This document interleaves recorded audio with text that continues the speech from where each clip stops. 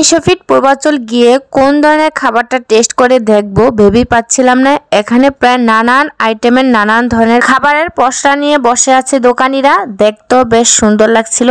এই যে দেখতেই পাচ্ছেন এখানে গাজরের আচার রয়েছে, তারপরে রয়েছে কিচমিচের আচার, পেঁপের আচার, আমফলি আচার, পারমিস আচার, গোবার আচার, তারপরে রয়েছে আলু বোকরা, তারপরে রয়েছে টক মিষ্টি জাল তেঁতুলের আচার, তারপরে রয়েছে চালতার আচার, মুরব্বা আমের, চালতার মুরব্বা, আমলকির আচার, কাঁচামরিচের আচার, আপেলের আচার, জলপাইয়ের আচার, আরো কত কি যে আচার রয়েছে আমি নাম বলতে পারি না। তো যাই হোক, আপনারা ওই জায়গায় গেলে ওই আচারগুলো সবগুলো টেস্ট করতে পারবেন। যারা আচার লাভার আছেন তারা গিয়ে টেস্ট করবেন।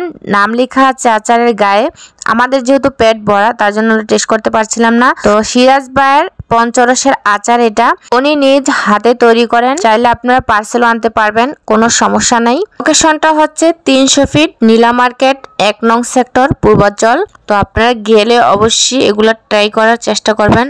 আমরা যেহেতু হাঁস রুটি অনেক কিছু খেয়েছি তার জন্য ট্রাই করতে পারলাম না আচারটা। নেক্সট সময় গিয়ে অবশ্যই ট্রাই করব। আমি তো লোভ সামলাতে পারছিলাম না, তাও কি করার, আরো যে খাবার রয়েছে তার ট্রাই করতে হবে। তো এই যে এখানে দেখতে পাচ্ছেন এখানে অনেক আইটেমের মিষ্টি রয়েছে, প্রায় দেশীয় গরুর দুধ দিয়ে বানানো হয়েছে। তো এই জায়গায় আয়েশা সবাই ট্রাই করে এই মিষ্টিগুলা।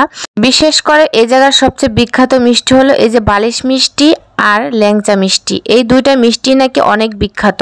তো এই জায়গায় আরো অনেক ধরনের অনেক আইটেমের মিষ্টি রয়েছে, সন্দেশ রয়েছে, কাঁচাগোল্লা, তারপরে গোলাপ জামুর, গরম গরম রসমালাই, মালাই, বরফি, দধি, তারপরে আরো অন্যান্য মিষ্টির আইটেম ছিল যার নামও আমার জানা ছিল না। আমরা আরেকটা সন্দেশের আইটেম ট্রাই করবো। সেই সন্দেশটা নাকি এই জায়গার অনেক বিখ্যাত, সেটা হলো গুড়ের সন্দেশ। আমার খাওয়া হয়নি সন্দেশটা, তো এই জায়গায় দেখি ট্রাই করে কিরকম হয়।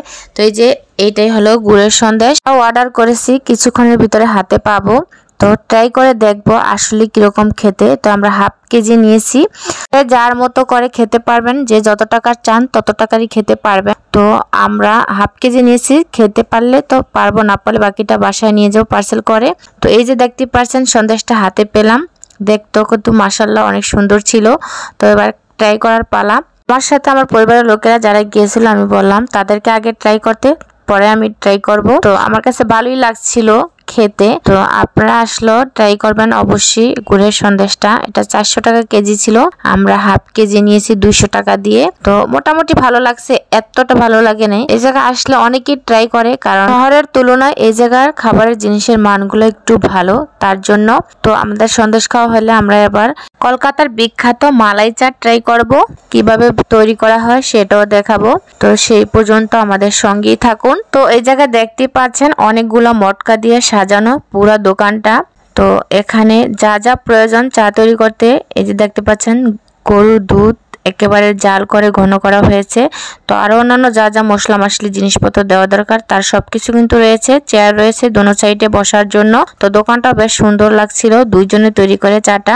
প্রথমে দেখলাম মটকাটা চুলায় দিল, গ্যাসের চুলায় একেবারে আগুনের ভিতরে দিয়ে গরম করলো, আর সেই গরম মটকায় আগে থেকে তৈরি করা চা ঢেলে দিল। ঘন করা দুধ নিয়ে তার ভিতরে পাতি, এলাচ, দারুচিনি, গুড়, লবণ সবকিছু দিয়ে তারপরে কিন্তু চাটা আগে তৈরি করে তারপরে কিন্তু মটকাতে ডালা হয়েছিল। মটকা থেকে বারে বারে তুলছে আর উঠাচ্ছে, এভাবে করে নাকি এই চাটা তৈরি করে। তো আমি এই প্রথমে দেখলাম কিভাবে তৈরি করে চাটা। তো এখানে আরো দেওয়া হবে গুঁড়া দুধের মাওয়া, আর একটা সিক্রেট জিনিস, তার নাম আমি জানি না, তবে জিজ্ঞাসা করছিলাম, বললো যে এটা সিক্রেট। তো যাই হোক, বানানো হলে খেয়ে টেস্ট করে তারপর রিভিউটা না হয় দেই। তো আমার কাছে বানানোটা দেখতে খুব আনকমনই লেগেছিল। এই যে দেখতেই পাচ্ছেন সিক্রেট একটা জিনিস দেওয়া হচ্ছে, এটা কিন্তু নাম বলে নাই। তো এখানে আবার টিস্যু দিয়ে মরিয়ে তারপরে দেওয়া হবে, কারণ মটকাটা তো অনেক গরম। তো অবশেষে চাগুলো কিন্তু একেবারে রেডি, এখন খাওয়ার পালা। দুইজনে মিলেই কিন্তু চাটা তৈরি করলো। একজনে দুধ এক পাশে জাল করে ঘন করতেছিল, আরেকজনে চা তৈরি করতেছিল। অবশেষে আমরা কিন্তু চাটা হাতে পেলাম। তো আমরা তিনজনে নিলাম 3টা চা, ট্রাই করবো এখন। তো দেখতেও বেশ সুন্দরও লেগেছে, সাথে একটা চামচও দিয়েছিল ওয়ান টাইম। তো সেটা দিয়ে আমি নেড়ে ছেড়ে মাওয়াগুলা একটু গুলিয়ে নিব চায়ের সাথে। তাছাড়া অনেক কঠিন গরমও ছিল, তো ঠান্ডা করে তো খেতে হবে, না হলে তো আবার জিহ্বা পুড়ে যাবে, তাহলে তো আবার আরেক সমস্যা। এমনিতেই আমি চা খাওয়ার সময় আমার জিহ্বা পুড়ে যায়, তার জন্য আমি চা খেতেই চাই না। তো এখন টেস্ট করলাম, আসলে চাটা অন্য রকমের একটা স্বাদ ছিল। এই চাটার প্রাইস ছিল 60 টাকা মাত্র। সেই তুলনায় চাটা কিন্তু অনেক অনেক মজা ছিল। তো আপনারা আসলে অবশ্যই ট্রাই করবেন এই চাটা। এটা লোকেশনটা হচ্ছে 300 ফিট নীলা মার্কেট 1 নং সেক্টর পূর্বাচল, কলকাতার তান্দুরি নরমাল চা, মালাই চা। এই তো এই পর্যন্তই। সবাই ভালো থাকবেন। আল্লাহ হাফেজ।